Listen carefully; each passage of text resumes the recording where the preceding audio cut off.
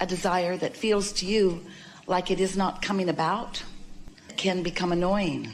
And over time, you can begin to doubt yourself. We want you to have a clear sense that anything that you desire can come to full fruition. In fact, it's just really off if it doesn't. Another thing that we would like you to realize is not only can what you desire come about, but it is already coming about. In fact, it may be hard for you to hear, but by the time that idea occurs to you in a really powerful way, where you are ready to state, I want this, the majority of it has come about. In other words, all of the sifting and sorting has happened, all the directing of your focus has happened, and it is a vibrational reality. We know you don't like to hear that so much, but it is a vibrational reality that is in the process of becoming, and the last piece that is required for it to be fully realized by you, where you can see it and hear it and smell it and taste it and touch it, that last little piece is so close to having happened that if you could just relax just a little bit and accept that it is done, but that now you're in the process of achieving a vibrational alignment with it. Do you sort of get what we mean by that?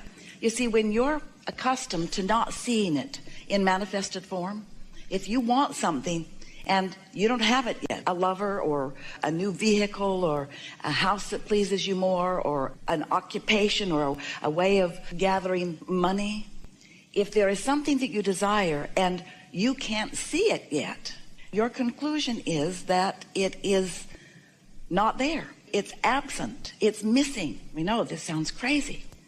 We're saying to you, just because you can't see it doesn't mean it's not there. That's crazy talk, isn't it? No, it's not crazy talk. It's vibrational talk. So if you can't see it, if you can't know it, then your logic tells you it's not there. It's missing. It's absence. It's lost. It's not there.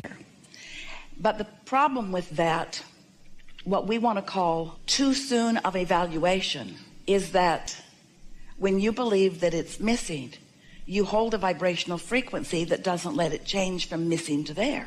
In order for any of this to make any sense or to even be a little bit satisfying, you have to be willing to look at this world in a vibrational way. You have to accept that you are vibration, that everything is vibration.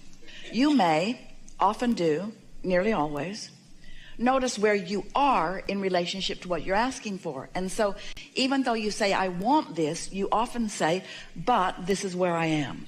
And when you offer that but about something that you want, it's like you put a big powerful engine equal to the other one on the other end of the train going the other way. So now you've got I want it but going on, which means you're not moving anywhere in terms of translating your thoughts to things. Nothing is showing up for you as long as you have this vibrational discord going on.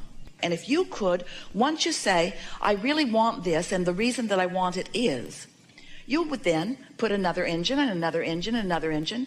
I want this, and I know I'm going to enjoy it, and I'm looking forward to the idea of it. The idea of it is pleasing to me. I know other people who are experiencing it. They seem happy enough. In other words, engine, engine, engine, engine, engine, all going in the direction of your desire.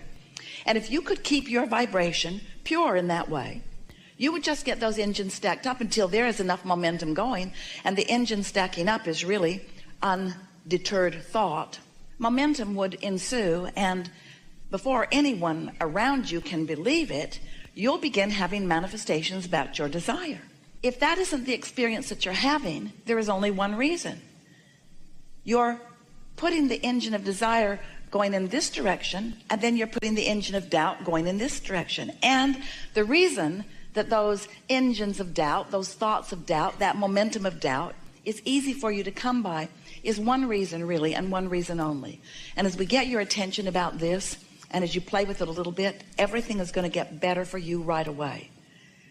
You are accustomed to looking at what is, and when what is not showing you what you want, it's easy for you to notice what is. So when we use the word doubt, we really want you to understand what we mean. When you are looking at the absence of what you want, those are the beginning engines of doubt. In other words, when you look for it and you can't see it, You're offering a vibration about its absence, not about its presence. It really is that subtle. Now, the feeling of doubt doesn't overcome you until you've done quite a bit of that. In other words, you got to hold yourself apart from what you want for a while before you really begin feeling strong doubt. But what we want to ask you to do, if you could, in the early stages of recognizing that you want something, if you would consciously and deliberately think in terms of what you want and why you want it, you will get more of the engines, more of the momentum going in the direction of what you want. And if we want you to understand this, if you get enough momentum going in the direction of what you want, an engine or two in opposition to it won't slow you down. We want you to understand that if your desire is powerful enough, your hindering beliefs will not hold much weight in this process. So when you think about what you want and why you want it, you get momentum going. But when you say, how's it going to come? Doubt. Where's it going to come from? Doubt. When's it going to come? Who's going to bring it? When you ask those questions to which you don't have ready answers, then you introduce unnecessary resistance to the equation. So if you could stay really general about what you want and why you want it, if we can convince you that everything that you want, that the whole process of creating is an energetic endeavor, it's about energy, it's about vibration, it's not about action. We want you to not work harder. We want you to be wiser in the work that you do. And we want you to understand that it is vibrational work. It is attitudinal work. It is mood work. It is how you feel work. It's how you feel work. It's how you feel work. Because when you don't feel good, when you feel all balled up, when you feel unsure, when you feel disadvantaged, when you feel unfairness, when you feel disappointment, when you feel discouraged, your action has very little impact on that. You just can't get there from there. You just got to cheer up. You just got to find a way to cheer up, which means sometimes you have to back up away from the problem far enough that you can forget about it. And that's sort of counterintuitive to most humans, because you've been taught that you've got to dig in and go after it. But you've been taught by those who don't understand about law of attraction, because when you push hard against something, you don't accomplish anything other than putting more engines in opposition on the other end of your train. And so that's the story, Morning Glory.